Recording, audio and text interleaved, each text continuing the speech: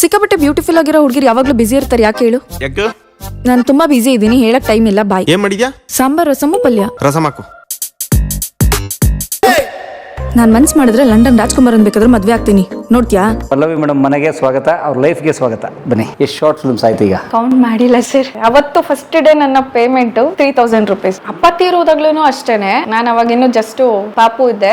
Hassan hospital ಅಲ್ಲೆಲ್ಲ ಅಪ್ಪನ ಒಬ್ಬರನ್ನೇ ಹಾಕೊಂಡು ಅಮ್ಮ ಒಬ್ರೇ ಕಷ್ಟಪಟ್ಟಿದ್ದಾರೆ. ಅಲ್ಲಿಂದ ಊರಿಗೆ ತಗೊಂಡ್ಬಂದಾಗ್ಲೂ ಅಷ್ಟೇ ಎಲ್ಲರೂ ಅಮ್ಮನ ಮೇಲೆ ಜಗ್ಲಕ್ ಬಂದಿರೋದು. ಅಮ್ಮಂದು ತಾಳಿ ಎಲ್ಲ ಅಪ್ಪಂದು ಲವ್ ಮ್ಯಾರೇಜ್, ಮಗುನ ಕಿತ್ಕೊಂಡು ಕೊಡಲ್ಲ, ತುಂಬಾ ರೂಢಾಗಿ ಇದ್ ಮಾಡ್ಬಿಟ್ಟು ಇವಾಗ ಹೇಳ್ತಾರೆ ಎಲ್ಲಾದ್ರೂ ಹೋದ್ರೆ ನಮ್ ಯೋಗಿ ಮಗಳು.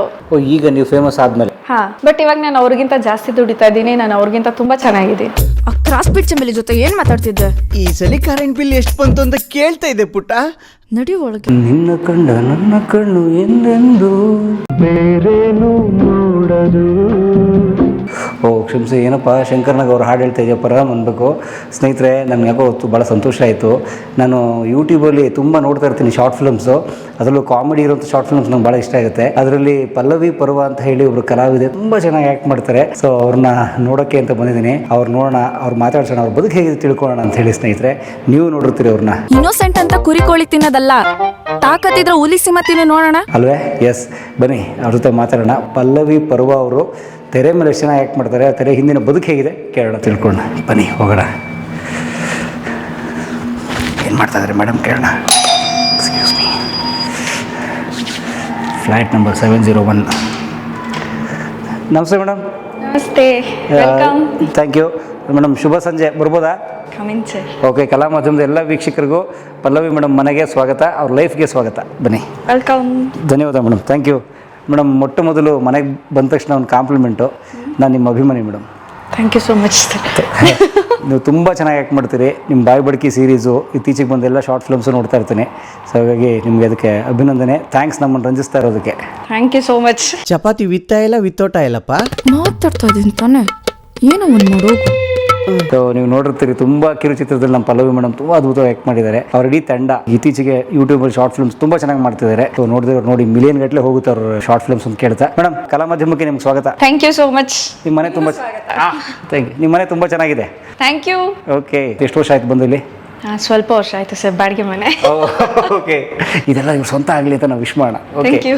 ಬನ್ನಿ ಅವ್ರ ಜೊತೆ ಮಾತಾಡೋಣ. ಯವ್ವನ ಅನ್ನೋದು 4 ಗೋಡೆ ಮಧ್ಯೆ ಇರೋ ಓಲ್ಡ್ ಬಲ್ಪ್ ಇದ್ದಂಗೆ, ಅದು ಆರೋಗೋ ಅಷ್ಟರಲ್ಲಿ ಕೆಲಸ ಮುಗಿಸ್ಕೊಬಿಡ್ಬೇಕು ಅಂತ. ಎಷ್ಟು ಶಾರ್ಟ್ ಫಿಲ್ಮ್ಸ್ ಆಯ್ತು ಈಗ? ಕೌಂಟ್ ಮಾಡಿಲ್ಲ ಸರ್, ತುಂಬಾ ಮಾಡಿದೀವಿ. ಒಂದು 25 ಮೇ ಬಿ. ವಾವ್, ಎಷ್ಟು ವರ್ಷದಲ್ಲಿ?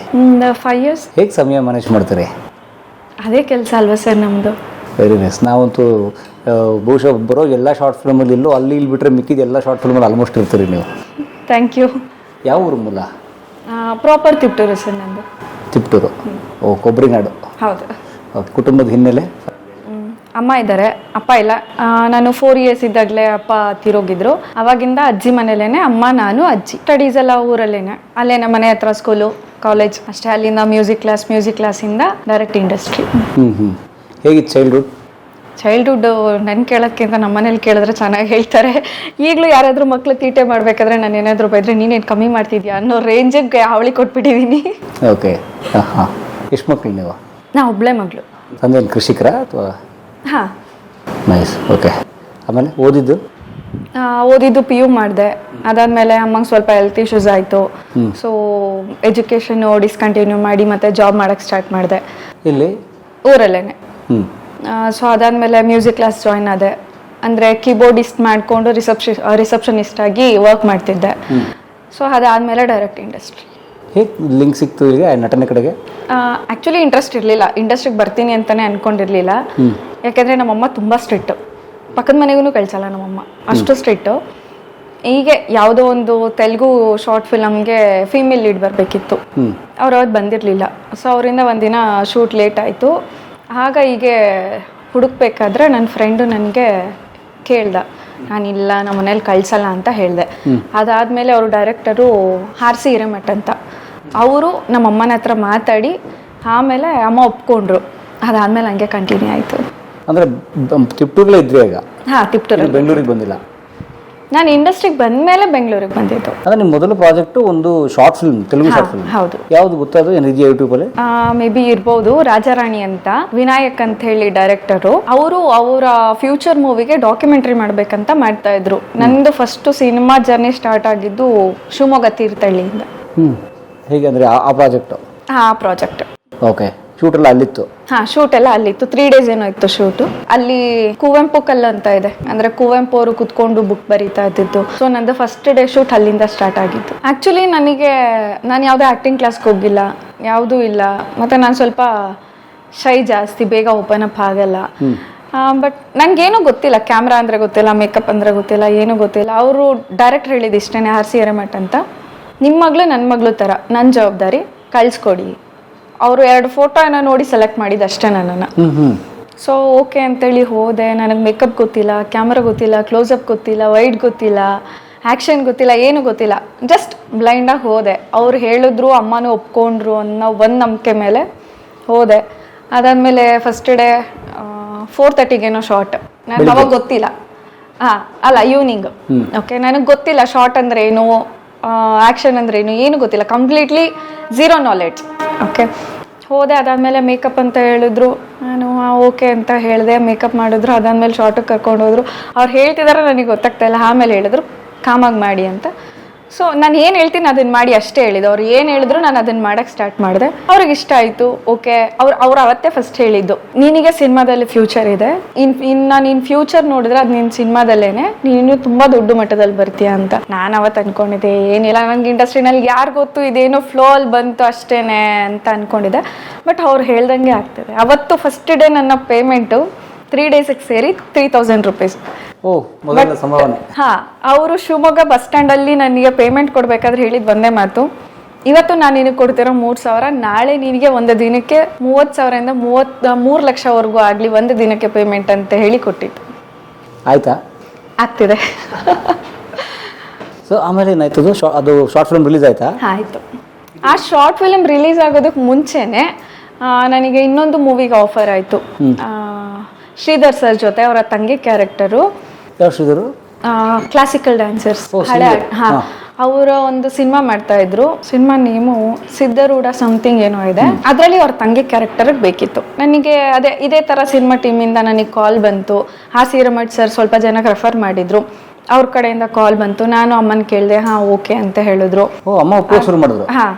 ಅದು ಇದ್ದಿದ್ದು ಸಿಂಧನೂರಲ್ಲಿ ಇದ್ದಿದ್ದು. ಫಸ್ಟ್ ಟೈಮ್ ನಾನು ಜರ್ನಿ ಮಾಡಿದ್ದು ಸಿಂಗಲ್ ಆಗಿ ಅಷ್ಟು ದೂರ. Okay, by bus? By bus. Okay, ಅದು ಅವತ್ತು ನೈಟ್ ಹೊರಡ್ಬೇಕಿತ್ತು. ಅವತ್ತು ನನ್ನ ಪೇಮೆಂಟ್ ಎಷ್ಟು ಅಂದರೆ 500 per day. Okay okay, I accept it.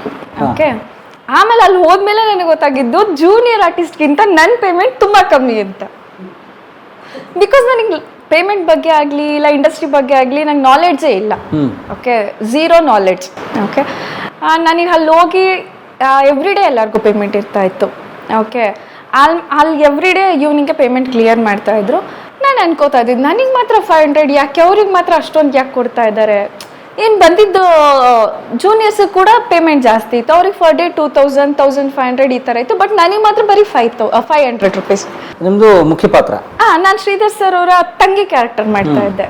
Okay, main lead ಥರನೇ ಇತ್ತು. ಓಕೆ, ಆಮೇಲೆ ಅಲ್ಲಿವರೆಗೂ ನಾನು ಏನೂ ಕೇಳಿರಲಿಲ್ಲ. ಲಾಸ್ಟ್ ಡೇ ಕೇಳಿದೆ. ಓಕೆ, ಏನಕ್ಕೆ ನನಗೆ 500 ಮತ್ತು ಅವ್ರಿಗೆ ಏನಕ್ಕೆ ಜಾಸ್ತಿ, ಏನು ಡಿಫ್ರೆನ್ಸ್ ಅಂತ ಹೇಳಿ.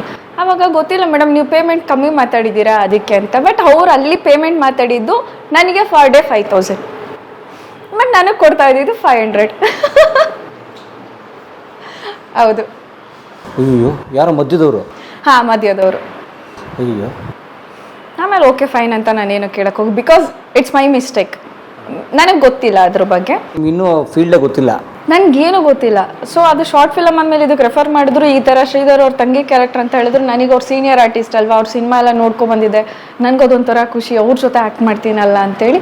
ನಾನು ಪೇಮೆಂಟ್ ಏನೂ ಕೇಳಿಲ್ಲ. ಅವರೇ 500 per day. ಓಕೆ, ನಮ್ಮನ ಹತ್ರ ಹೋಗಿ ನಾನು ಇಷ್ಟು ಹೇಳಿದ್ದು, ಅವ್ರು ಸೀನಿಯರ್ ಆ್ಯಕ್ಟರು, ಅವ್ರ ಜೊತೆ ನಾನು ಮಾಡಬೇಕಂದ್ರೆ ನನಗೆ ಎಷ್ಟು ಖುಷಿ ಇದೆ ಅಂತ. ಅಮ್ಮ ಓಕೆ, ನಿನಗೆ ಖುಷಿ ಅಂದರೆ ಮಾಡು ಅಂತ ಹೇಳಿಬಿಟ್ಟು ಓಕೆ ಅಂದರು. ಸೊ ಅವತ್ತು ನೈಟ್ ನಾನು ಟ್ರಾವೆಲ್ ಮಾಡಿದೆ. ಅಲ್ಲಿ ಮಾರ್ನಿಂಗ್ ಅಲ್ಲಿ ಹೋಗಿ ರೀಚ್ ಆಗಿದ್ದು. ಮತ್ತು ಅವತ್ತು ಮಾರ್ನಿಂಗೇ ನೋ ರೆಸ್ಟ್. ಅಲ್ಲಿಂದ ಅಲ್ಲಿಗೆ ಡೈರೆಕ್ಟು ಸೆಟ್ಟಿಗೆ ಹೋಗಿದ್ದು, ಹಂಗೆ ರೆಡಿ ಆಗಿದ್ದು, ಶೂಟಿಂಗ್ ಸ್ಟಾರ್ಟ್. 5 days ಇದ್ದೆ ನಾನು. ಆ ಥರ. ಸೊ ಬಂತ ಸಿನಿಮಾದು ರಿಲೀಸ್ ಆಯ್ತಾ? ಆಯ್ತು ಅನ್ಸುತ್ತೆ. ಅಂದ್ರೆ ಅದು ನಾರ್ತ್ ಕರ್ನಾಟಕ ಸೈಡ್. ಮೊದಲನೇ ಶಾರ್ಟ್ ಫಿಲ್ಮು, ಆಮೇಲೆ ಒಂದು ಸಿನಿಮಾನ ಸಿಕ್ಬಿಡುತ್ತೆ. ಹಾ, ಒಂದು ಸಿನಿಮಾ ಸಿಕ್ತು. ಎಷ್ಟು ವರ್ಷದಿಂದ ಇದೆಲ್ಲ? ಇದೆಲ್ಲ ಒಂದು 6 years ಬ್ಯಾಕ್. ಅಂದರೆ ಕೋವಿಡ್ ಮುಂಚೆ? ಹಾ, ಕೋವಿಡ್ ಮುಂಚೆ. ಓ ಫೈನ್. ನಾನು 2019 ಅಲ್ಲಿ ಇಂಡಸ್ಟ್ರಿಗೆ ಬಂದಿದ್ದು. ಹಾಂ. 2020 ಅಲ್ಲಿ ಕೋವಿಡ್. ರಿಸೆಪ್ಷನಿಸ್ಟ್ ಕೆಲಸ ಬಿಟ್ರಿ? ಹಾ, ಈ ಆ್ಯಕ್ಟಿಂಗ್ ಎಲ್ಲ ಸಿಗೋಕ್ಕೆ ಶುರು ಆದ ಬಹುಶಃ? ಹಾ, ಅಂದ್ರೆ ಕರೆಕ್ಟಾಗಿ ನನ್ಗೆ ಯಾವ ಥರ ಆಫರ್ ಸಿಕ್ತು ಅಂದರೆ ಸಮ್ಮರ್ ಬರ್ತಾ ಇತ್ತು, ಕ್ಲಾಸ್ ಕ್ಲೋಸ್ ಆಗ್ತಾ ಇತ್ತು, ಅಂದರೆ ಸಮ್ಮರ್ ಹಾಲಿಡೇ ಸಿಗ್ತಾ ಇತ್ತು, ನನಗೆ ಅದೇ ಟೈಮಲ್ಲಿ ಆಫರ್ ಸಿಕ್ತು. ಸೊ ನಾನು ಅವ್ರಿಗೆ ಕೇಳಿದೆ ಈ ಥರ ಇದೆ ಹೋಗ್ತಿದ್ದೀನಿ ಅಂತ. ಅವರು ಓಕೆ ಅಂದರು. ಅಂದರೆ ಅವರೆಲ್ಲ ತುಂಬ ಚೆನ್ನಾಗಿದ್ರು. ನಾನು ಅಂದರೆ ಆ್ಯಕ್ಚುಲಿ ಅವ್ರು ಇದ್ದಿದ್ದು 4 members ಇದ್ರು ಬಾಯ್ಸು, ನಾನು ಒಬ್ಬಳೇ ಹುಡುಗಿ. ಎಲ್ಲಿ? ಟಿಪ್ಟೂರಲ್ಲೇನೆ. ಹಾಂ ಹಾಂ. ಓಕೆ, ಮ್ಯೂಸಿಕ್ ಕ್ಲಾಸಲ್ಲಿ ಶಾಂತು ಅಂತ ಮತ್ತು ಫ್ರಾಂಕ್ಲಿನ್ ಸರ್, ಸ್ಯಾಮ್ ಸರ್, ಈ ಥರ ಎಲ್ಲರೂ ಇದ್ರು. ಅವರೆಲ್ಲ 4 ಜನ ಬಾಯ್ಸ್ ಜೊತೆ ನಾನು ಒಬ್ಳು ಹುಡುಗಿ. ಬಟ್ ಅವ್ರಿಗೆ ಯಾರಿಗೂ ನಾನು ಹುಡುಗಿ ಥರ ಅನಿಸ್ತಾ ಇರಲಿಲ್ಲ. ನನಗೂ ಒಂಥರ ಕಂಫರ್ಟಬಲ್ ಫೀಲ್ ಇತ್ತು. ನಾನು ನೋಡೋರ್ಗೆ ಏನು ಅನಿಸ್ತಾ ಇತ್ತು ಗೊತ್ತಿಲ್ಲ. ಬಟ್ ನಾವೆಲ್ಲ ಕ್ಲಾಸ್ಗಳಿಗೆ ಹೋಗಿ ಕ್ಲಾಸ್ ತೊಗೋತಾ ಇದ್ದಿದ್ದು. ಅಂದರೆ ಸಿದ್ಧಗಂಗಾ ಮಠಕ್ಕಾಗ್ಬೋದು, ಇಲ್ಲಿ ತುರುವೇಕೆರೆ ಹತ್ರ ಒಂದು ಮಠ ಇದೆ, ಅಲ್ಲಿ ಮಠಕ್ಕೆ, ಮತ್ತು ಬೇರೆ ಬೇರೆ ಸ್ಕೂಲ್ಗಳಿಗೆ ಹೋಗಿ ಕ್ಲಾಸ್ ತೊಗೋತಾ ಇದ್ವಿ. LKG ಇಂದನೂ ಕ್ಲಾಸ್ ತೊಗೋತಾ ಇದ್ವಿ, ಕೀಬೋರ್ಡು ಮತ್ತು ಗಿಟಾರು. ಬೇರೆಯವ್ರು ಪಾಠ ಮಾಡ್ತಿದ್ರಿ ಹೋಗಿ? ಹಾಂ, ಹೌದು. ಅಂದರೆ ನೀವು ಕಲಿಸೋಷ್ಟು ಕಲ್ತಿದ್ದೀರಿ? ಒಂದು ಮಟ್ಟಿಗೆ ಒಂದು ಸ್ವಲ್ಪ ಕಲ್ತಿದ್ದೆ, ಕೀಬೋರ್ಡ್ ಕಲ್ತಿದ್ದೆ. Okay, nice. ಚಿಕ್ಕ ಹುಡುಗಿಯಿಂದ? ಇಲ್ಲ, ಒಂದು 2 years ಇಂದ ಕಲಿತಾ ಇದ್ದೆ ಅಲ್ಲಿ ಅಷ್ಟೇ. ಓಕೆ. ಸೊ ಅದಾದ್ಮೇಲೆ ಈ ಕಡೆಗೆ ಬಂದ್ಬಿಟ್ಟೆ. ಮಹೇಂದ್ರ ತಾರಿಂದ ಇಳಿಯೋ ತರ ಪೋಸ್ಟ್ ಅದು ಏನ್ ಎಡಿಟಿಂಗ್ ಮಾಡಿರೋದು? ಹೆಂಗೆ ನಮ್ಮ ಎಡಿಟಿಂಗ್ ಸ್ಕಿಲ್ಸ್ ನಿನ್ ಜನ್ಮಕ್ಕೆ. ಸೊ ಅದಾದ್ಮೇಲೆ ಇನ್ನೊಂದು ಸಿನಿಮಾ ಬಂತು, ಶ್ರೀಧರ್ ಸರ್ ಜೊತೆ ನಾನು ಆಕ್ಟ್ ಮಾಡ್ತಾ ಇದ್ದೆ ಅಲ್ವಾ. ಅಲ್ಲಿ ಸೆಟ್ ಅಲ್ಲಿ ಗೌಡ್ರ ಅಂತ ಒಬ್ರು ಇದ್ರು. ಓಕೆ, ಅವರು ನನಗೆ ಇಲ್ಲಿ ಬ್ಯಾಂಗ್ಳೂರಲ್ಲಿ ಒಂದು ಸಿನಿಮಾ ಸ್ಟಾರ್ಟ್ ಆಗ್ತಾ ಇತ್ತು, ಕಡೂರ್ ಧರ್ಮಣ್ಣ ಹೀರೋ, ರಾಜಯೋಗ ಅಂತ ಸಿನಿಮಾ. ರಾಜಯೋಗ ಅದು ನನ್ನ 2ನೇ ಸಿನಿಮಾ. ಓಕೆ, ಅದ್ರಲ್ಲಿ MK ಮಠ ಅವರ ಮಗಳು ಪಾತ್ರ, ಕಡೂರ್ ಧರ್ಮಣ್ಣ ಇದಾರಲ್ಲ ಅವರ ತಂಗಿ ಪಾತ್ರ. ಅಂದ್ರೆ ಅದನ್ನು ಸ್ವಲ್ಪ ಮೇನ್ ಲೀಡ್ ತರನೇ ಇತ್ತು. ಓಕೆ, ಅದಕ್ಕೆ ಇವರು ಗೌಡ್ರು ನನ್ನನ್ನ ರೆಫರ್ ಮಾಡಿದ್ರು, ಲಿಂಗರಾಜು ಅಂತ ಡೈರೆಕ್ಟರು. ಅವ್ರು ಕಾಲ್ ಮಾಡಿ ಕೇಳಿದ್ರು. ಅವಾಗ ನಾನು ಅಮ್ಮನ ಕೇಳಿದೆ. ಓಕೆ, ಅಷ್ಟರಲ್ಲಿ ನನಗೆ ಪೇಮೆಂಟ್ ಬಗ್ಗೆ ಎಲ್ಲ ಗೊತ್ತಾಗಿತ್ತು ಸ್ವಲ್ಪ. ಆಮೇಲೆ ಓಕೆ ಅಂತೇಳಿ ಅವರು ಕೇಳಿದ್ರು, ಓಕೆ ಅಂತ ಹೇಳಿ ಬಂದೆ. ಫಸ್ಟ್ ಡೇ ಲುಕ್ ಟೆಸ್ಟ್ ಇತ್ತು RR ನಗರಲ್ಲಿ. ಬಟ್ ನನ್ನ ಅಕ್ಕನ ಮನೆ ಮೋದಿ ಹಾಸ್ಪಿಟಲ್ ರಾಜಾಜಿನಗರ ಹತ್ರ ಇದ್ದಿದ್ದು. ನನಗೆ ಬೆಂಗಳೂರು ಬಂದರೆ ಎಲ್ಲಿ ಹೋಗ್ಬೇಕಂತ ಗೊತ್ತಿಲ್ಲ.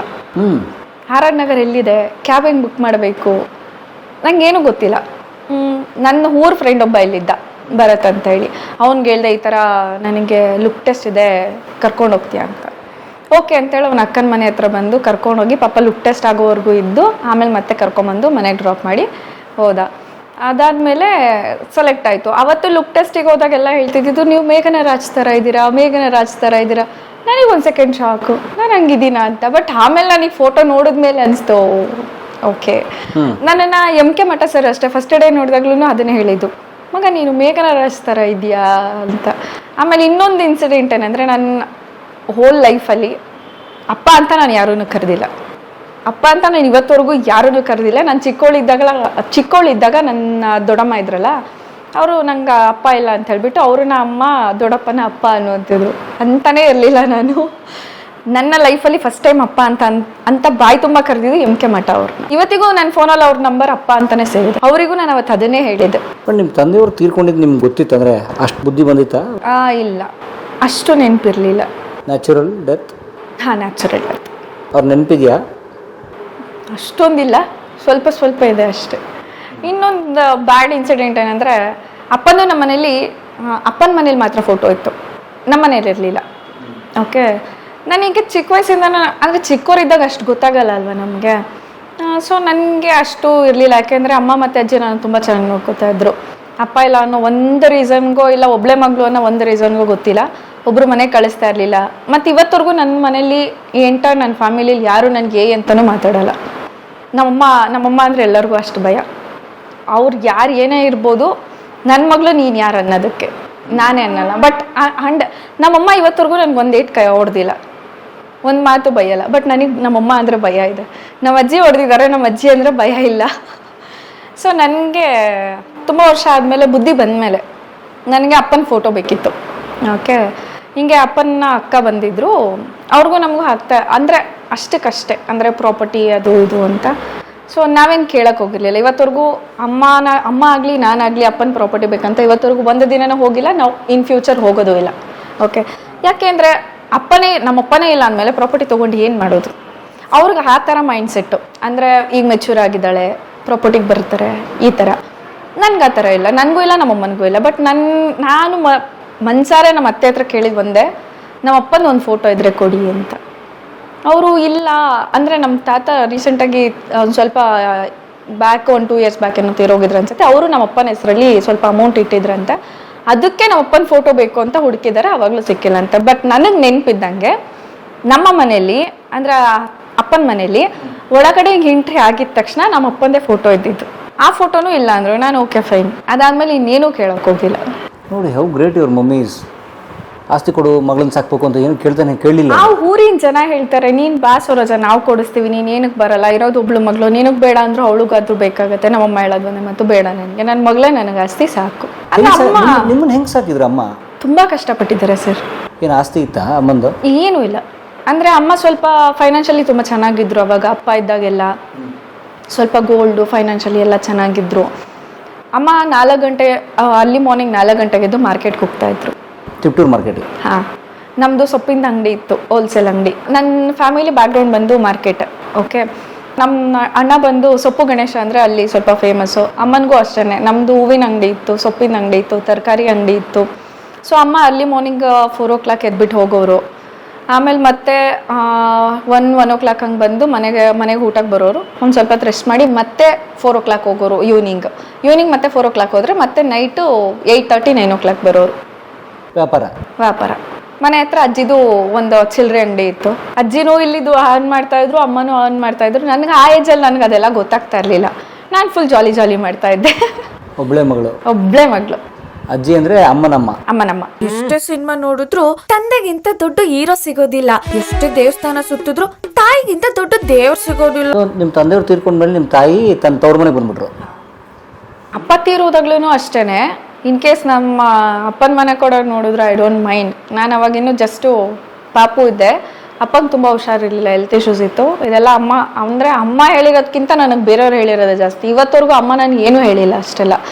ಅಪ್ಪನ ಬಗ್ಗೆ ಆಗಲಿ, ಅಪ್ಪನ ಮನೆ ಬಗ್ಗೆ ಆಗಲಿ ನಾನು ಕೇಳ್ತಾ ಇರಲಿಲ್ಲ. ಬಿಕಾಸ್ ಅವ್ರಿಗೆ ಬೇಜಾರಾಗುತ್ತೆ ಅಂತ, ನನಗೆ ಬೇಜಾರಾಗುತ್ತೆ ಅಂತ ಅವರು. ಹಾಸನ ಹಾಸ್ಪಿಟಲಲ್ಲೆಲ್ಲ ಅಪ್ಪನ ಒಬ್ಬರನ್ನೇ ಹಾಕ್ಕೊಂಡು ಅಮ್ಮ ಒಬ್ಬರೇ ಕಷ್ಟಪಟ್ಟಿದ್ದಾರೆ. ಓಕೆ, ಅಲ್ಲಿ ಅವರು ತೀರೋಗಿದ್ದು. ಅಲ್ಲಿಂದ ಊರಿಗೆ ತೊಗೊಂಬಂದಾಗ್ಲೂ ಅಷ್ಟೇ ಅಪ್ಪನಿಗೆ ಏನಾಗಿದೆ ಅಂತ ನೋಡ್ತಾ ಇಲ್ಲ, ಮತ್ತು ಅಮ್ಮ ಹೆಂಗಿದ್ದಾರೆ ಅಂತ ನೋಡ್ತಾ ಇಲ್ಲ. ಎಲ್ಲರೂ ಅಮ್ಮನ ಮೇಲೆ ಜಗಳಕ್ಕೆ ಬಂದಿರೋದು. ಅಮ್ಮಂದು ತಾಳಿ ಎಲ್ಲ ಅಪ್ಪಂದು ಲವ್ ಮ್ಯಾರೇಜ್. ಓಕೆ, ಅಪ್ಪಂದು ಲವ್ ಮ್ಯಾರೇಜ್. ಇನ್ನೂ ಒಂದು ಇನ್ಸಿಡೆಂಟ್ ಏನಂದರೆ, ಅಪ್ಪನಿಗೆ ನಾನು ಹುಟ್ಟಿದ ಮೇಲೂ ಬೇರೆ ಕಡೆಯಿಂದ ಹೆಣ್ಣು ಕರ್ಕೊಂಬಂದು ತೋರಿಸೋರು ನಮ್ಮ ಅಪ್ಪನ ಮನೇಲಿ.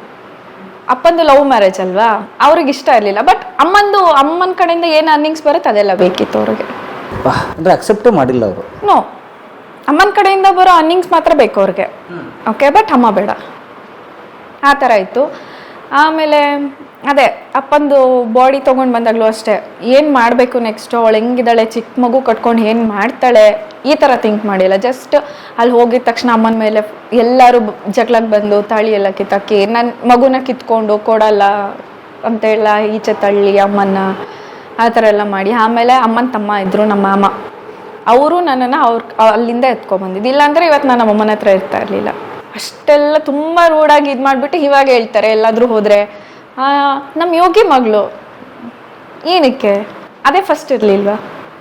ಈಗ ನೀವು ಫೇಮಸ್ ಆದಮೇಲೆ? ಹಾಂ, ಅದಕ್ಕೆ ಅವಾಗ್ಲೂ ಅಷ್ಟೇ. ಅದಾದಮೇಲೆ ನಾವು ಯಾವತ್ತೂ ತುಂಬ ರೇರ್ ಊರಿಗೆ ಹೋಗ್ತಾ ಇದ್ದಿದ್ದು.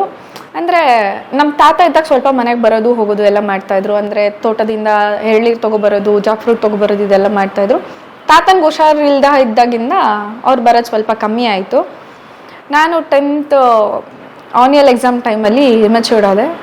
ಅಮ್ಮ ಅವ್ರ ಮನೆಗೆ ಹೋಗ್ತಾ ಇರಲಿಲ್ಲ. ಅಮ್ಮ ಹೋಗಿದ್ದು ಒಂದೇ ಒಂದು ರೀಸನಿಗೆ, ಇರೋದು ಒಬ್ಬಳೇ ಮಗಳು, ಎಂಟೈರ್ ಫ್ಯಾಮಿಲಿಯಲ್ಲಿ ನಾನು ಲಾಸ್ಟ್ ಮಗಳು. ಅಪ್ಪನ ಫ್ಯಾಮಿಲಿಲೂ ಅಷ್ಟೇ, ಅಮ್ಮನ ಫ್ಯಾಮಿಲಿಲೂ ಅಷ್ಟೇ, ದೊಡ್ಡಮ್ಮ ಮತ್ತು ಮಾಮ ಎಲ್ಲರ ಫ್ಯಾಮಿಲಿಯಲ್ಲೂ ನಾನು ಲಾಸ್ಟ್ ಮಗಳು. ಸೊ ಇರೋದು ಒಬ್ಬಳೇ ಮಗಳಲ್ಲ ಅಂತ ಹೇಳ್ಬಿಟ್ಟು ಫಂಕ್ಷನ್ ಎಲ್ಲ ಮಾಡ್ತಾರಲ್ಲ, ಸೊ ಅದಕ್ಕೆ ಅರಿಶಿನ ಕುಂಕುಮ ಕೊಡೋದಕ್ಕೆ ಬನ್ನಿ ಅಂತ ಕರ್ತಿರೋದಷ್ಟೇ. ಬಟ್ ಅವ್ರ ಮೈಂಡ್ ಸೆಟ್ ಹೆಂಗಿತ್ತಂದರೆ, ಇವಾಗ ಮೆಚ್ಯೂರ್ಡ್ ಆಗಿದ್ದಾಳೆ, ಸೊ ಇವಾಗ ನಾವು ಹೋದರೆ ಈಗ ರಿಲೇಷನ್ಶಿಪ್ ಚೆನ್ನಾಗಿದ್ರೆ ನೆಕ್ಸ್ಟು ಫ್ಯೂಚರಲ್ಲಿ ಅವರು ಪ್ರಾಪರ್ಟಿಗೆ ಬರ್ತಾರೆ. ಸೊ ಈ ಥರ ಅಂದ್ಕೊಂಡು ಅಟ್ಲೀಸ್ಟ್ ಅವರು ಒಂದು ಅರಿಶಿನ ಕುಂಕುಮ ತಂದುಕೊಡ್ಲಿಲ್ಲ. ಸೊ ಅವಾಗಿಂದ ಅಮ್ಮಂಗೆ ತುಂಬ ಬೇಜಾರಾಯಿತು. ಇರೋದು ಒಬ್ಳು ಮಗಳು, ಅಪ್ಪನೂ ಇಲ್ಲ, ಅವರೇ ಅಲ್ವಾ ಎಲ್ಲ ನೋಡ್ಕೋಬೇಕು, ಅಟ್ಲೀಸ್ಟ್ ಬಂದು ಒಂದು ಅರಿಶಿನ ಕುಂಕುಮ ಇಟ್ಟು ಹೋಗೋದಕ್ಕೆ ಏನಿತ್ತು ಅಂತೇಳಿ ಅವತ್ತು ಅಮ್ಮ ಸ್ಟಾಪ್ ಮಾಡಿದ್ದು. ಇವತ್ತವರೆಗೂ ಅವ್ರ ಮನೆಗೆ ಹೋಗಲ್ಲ. ಬಟ್ ನಾನು ಹೋಗ್ತೀನಿ. ಏನಕ್ಕೆ ಅಂದರೆ ಮನೆಗೆ ಹೋಗಲ್ಲ, ನಾನು ಅದೇ ರೋಡಲ್ಲೇ ಓಡಾಡೋದು, ಬ್ಯಾಂಗ್ಳೂರ್ ಟು ತಿಪ್ಟೂರು. ಓಕೆ, ಅಲ್ಲಿ ಯಾರೇ ಇದ್ದರೂ ನಾನು ಕಾರ್ ನಿಲ್ಲಿಸ್ಬಿಟ್ಟು ಮಾತಾಡಿಸ್ಬಿಟ್ಟೇ ಬರೋದು. ಏನಕ್ಕೆ ಅಂದರೆ ನಾನು ಇವತ್ತು ಹಿಂಗಿದ್ದೀನಿ, ನೀವು ಯಾರೂ ಇಲ್ಲಾಂದರೆ ನಮ್ಮಮ್ಮ ನನ್ನನ್ನು ಈ ಸ್ಟೇಜಿಗೆ ತೊಗೊಂಬಂದು ನಿಲ್ಲಿಸಿದ್ದಾರೆ.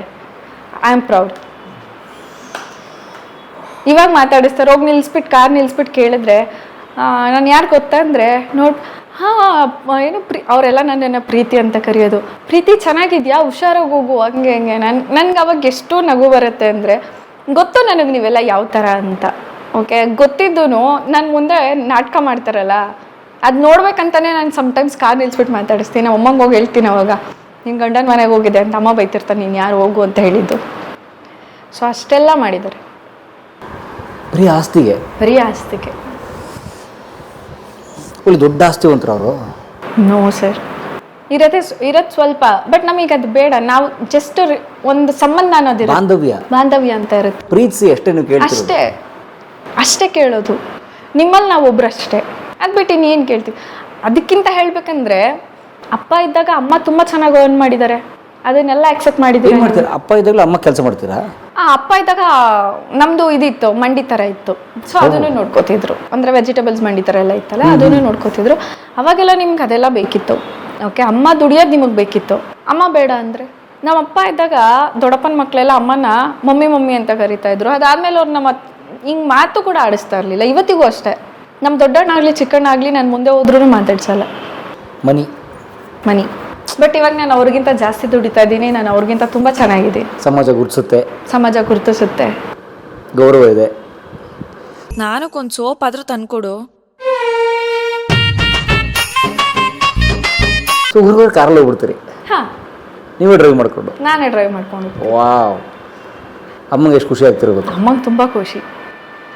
ಅದಕ್ಕಿಂತ ಹೇಳ್ಬೇಕಂದ್ರೆ, ಅದೇನೋ ಹೇಳ್ತಾರಲ್ಲ, ಬ್ಲಡ್ಡಲ್ಲೇ ಡ್ರೈವಿಂಗ್ ಇದೆ ಅಂತ. ನಾನು ಸ್ವಲ್ಪ ರ್ಯಾಶ್ ಡ್ರೈವರು. 2 ವೀಲರ್ ಕೊಡ್ಸೋಕ್ಕೆ ನಮ್ಮಮ್ಮ ನನಗೆ 22 ಇಯರ್ಸ್ವರೆಗೂ ವೆಯ್ಟ್ ಮಾಡಿಸಿದ್ದಾರೆ. ಆದರೂ ಬಿಡ್ತಿರ್ಲಿಲ್ಲ. ನಾನು 2nd ಸ್ಟ್ಯಾಂಡರ್ಡಲ್ಲೇ ಸ್ಕೂಟಿ ಓಡಿಸೋದು ಕಲ್ತ್ಬಿಟ್ಟಿದ್ದೆ. ನಮ್ಮ ಮಾಮ ಇದ್ದರು, ನಮ್ಮ ಅಮ್ಮನ 2ನೇ ತಮ್ಮ. ಅಂದರೆ ನಾನು ಲಾಸ್ಟ್ ಮಗಳಲ್ಲ, ಸ್ವಲ್ಪ ಅಲ್ಲ, ಸಿಕ್ಕಾಪಟ್ಟೆ ತರಲೆ. ಎಲ್ಲರಿಗೂ ಜಾಸ್ತಿ ಮುದ್ದು. ಏನಾದರೂ ಫಸ್ಟ್ ನಮ್ಮ ಮನೇಲಿ ನಾನೇ ಕಲಿತಾ ಇದ್ದಿದ್ದು. ಓಕೆ, ಅವರು ನನ್ನನ್ನು ಕರ್ಕೊಂಡು ಹೋಗೋರು, ಒಂದು ರೌಂಡ್ ಕರ್ಕೊಂಡು ಹೋಗ್ಬಿಟ್ಟು RMCಯಲ್ಲೆಲ್ಲ ಹಿಂಗೆ ರೌಂಡ್ ಓಡಿಸ್ಕೊಂಡು ಬರೋರು. ನಾನು ಮುಂದೆ ಕುತ್ಕೊಂಡಿರ್ತೀನಲ್ಲ, ನನಗೆ ಗಾಡಿ ಕೊಡೋರು. ಅವಾಗಿಂದನೇ ಅವರೇ ನನ್ನ ಗಾಡಿ ಕಲಿಸಿದ್ದು. ಅವರಿಲ್ಲ ಅಂದ್ರೆ ಇವತ್ತು ನಾನು 2 ವೀಲರ್ ಕಲಿತಾ ಇರಲಿಲ್ಲ. ಬಿಕಾಸ್ ಅವರು ಅಂದರೆ ನಮ್ಮ ಫ್ಯಾಮಿಲಿಗೆ ನಮ್ಮ ಮಾಮ ಒಂಥರ ಬ್ಯಾಕ್ ಸಪೋರ್ಟ್ ಇದ್ದಂಗೆ. ಸೊ ಅವತ್ತು ಅವ್ರು ಇದ್ದಿದ್ದಕ್ಕೆ ಇವತ್ತು ನಾವು ಸ್ವಲ್ಪ ಚೆನ್ನಾಗಿದ್ದೀವಿ. ಸಿನಿಮಾಗೆ ಬರೋಕ್ಕೆ ಮುಂಚೆನೂ ತುಂಬ ಇನ್ಸಿಡೆಂಟ್ ಆಯಿತು. ನನಗೆ ಕೆಲ್ಸಕ್ಕೆ ಹೋಗಿ ಗೊತ್ತಿಲ್ಲ. ಓಕೆ, ಕೆಲ್ಸಕ್ಕಲ್ಲ, ನನಗೆ ಕಷ್ಟ ಅಂದ್ರೇ ಗೊತ್ತಿಲ್ಲ. ಅಲ್ಲಿ ಹೋದರೆ ಎವ್ರಿಡೇ ನನಗೆ ನಾನು ಕಣ್ಣು ಬಿಡೋದಕ್ಕೆ ಮುಂಚೆ ಕೈಯಲ್ಲಿ ಕಾಸಿರ್ತಾ ಇತ್ತು. ಓಕೆ, ಅಮ್ಮ 4 ಗಂಟೆಗೆ ಎದ್ದಿದ ತಕ್ಷಣ ನನಗೆ ದುಡ್ಡು ಕೊಟ್ಟು ಹೋಗೋರು. ಮಲಗಿರೋ ಮಗು ಕೈಯಲ್ಲಿ ಕಾಸು ಕೊಟ್ಟು ಹೋಗೋರು. ಅಂದರೆ ಅವಳು ಏನಾದ್ರು ತೊಗೊಳ್ಳಿ, ಬೇರೆ ಮಕ್ಕಳು ತಿನ್ನೋದು ನೋಡಿ ಅವಳು ಇದು ಮಾಡಬಾರ್ದು. ಓಕೆ, ಇಲ್ಲಾಂದರೆ ನಮ್ಮಮ್ಮ ಎದ್ದಿದ ತಕ್ಷಣ ಎದ್ಬಿಟ್ಟು ಸೆರ್ಗಿಟ್ಕೊಂಡು ಹಿಂಗೆ ಮಲ್ಕೊಂಡಿರ್ತಿದ್ದೆ. ಸೊ ನಿಧಾನಕ್ಕೆ ಸೆರ್ಗಿ ಬಿಡಿಸ್ಕೊಬಿಟ್ಟು 5 ರೂಪೀಸ್ ಇಲ್ಲ 10 ರೂಪೀಸ್ ಕೊಟ್ಬಿಟ್ಟು ಹೋಗೋರು. ನಮ್ಮ ಮಾಮ ದುಡ್ಡು ಕೊಟ್ಟು ಹೋಗೋರು. ಅಜ್ಜಿ ಅಂಗಡಿಲಿ ಏನು ಬೇಕೆಲ್ಲ ಸಿಗ್ತಾ ಇತ್ತು, ಅಜ್ಜಿನೂ ದುಡ್ಡು ಕೊಡೋರು. ತುಂಬ ರಾಯಲಾಗಿ ಬೆಳೀತಾ ಇದ್ದೆ. ಅಪ್ಪ ಇಲ್ಲ ಅಂದರೂ ತುಂಬ ರಾಯಲಾಗಿ ಬೆಳೆದಿದ್ದೀನಿ ನಾನು. ಓಕೆ, ಯಾರ ಮನೆಗೂ ಕಳಿಸ್ತಾ ಇರಲಿಲ್ಲ. ಇವಾಗ ಯಾರ ಮನೆಗೂ ಕಳಿಸಿದ್ರೆ ಅವ್ರು ಏನೋ ಅಂದರೆ ಅವಳಿಗೆ ಹರ್ಟ್ ಆಗುತ್ತೆ. ಮತ್ತು ಎಲ್ಲೂ ಕಳಿಸ್ತಾ ಇಲ್ಲ. ನಮ್ಮ ಅಮ್ಮ ಮಾರ್ಕೆಟ್ಗೆ ಹೋಗಿದ್ರು, ನಾನು ಎಲ್ಲಾದರೂ ಪಕ್ಕದ ಮನೆಗೆ ಆಟ ಆಡೋಕೆ ಹೋಗಿದ್ರೆ ನಮ್ಮ ಅಜ್ಜಿ ಒಂದೇ ಒಂದು ಸಲ ಪಲ್ಲವಿ ಅಂತ ಕರೆದ್ರೆ ಇಡೀ ಏರಿಯಾ ಜನ ಹೇಳೋರು, ನಿಮ್ಮ ಅಜ್ಜಿ ಕರೀತಾ ಇದ್ದಾರೆ ಅಂತ. ತುಂಬ ಸ್ಟ್ರಿಕ್ಟಾಗಿ ಬೆಳೆಸಿದ್ರು. ಬಟ್ ನಾನು ಅಷ್ಟೇ ತರಲೆ ಮಾಡ್ತಾ ಇದ್ದೆ. ಆಮೇಲೆ ಈ ಥರ ಇದ್ದಾಗ ಎಲ್ಲೂ ಕಳಿಸ್ತಾ ಇರಲಿಲ್ಲ. ನನಗೆ ಯಾವ ಕಷ್ಟ ಗೊತ್ತಿಲ್ಲ, ಯಾರ ಹತ್ರ ಬೈಸ್ಕೊಂಡು ಗೊತ್ತಿಲ್ಲ. ಎಲ್ಲೋ ಹೋಗಿ ಹಿಂಗೆ ತಟ್ಟೆ ಹಿಡ್ಕೊಂಡು ಊಟ ಮಾಡಿ ಗೊತ್ತಿಲ್ಲ. ಬೊಫೆನಲ್ಲೂ ಅಷ್ಟೇ ಹಿಂಗೆ ತಟ್ಟೆ ಹಿಡ್ಕೊಂಡು ಹೋಗಿ ಊಟ ಮಾಡಿ ಗೊತ್ತಿಲ್ಲ ನನಗೆ. ಆ ಥರ ಬೆಳೆದಿದ್ದು.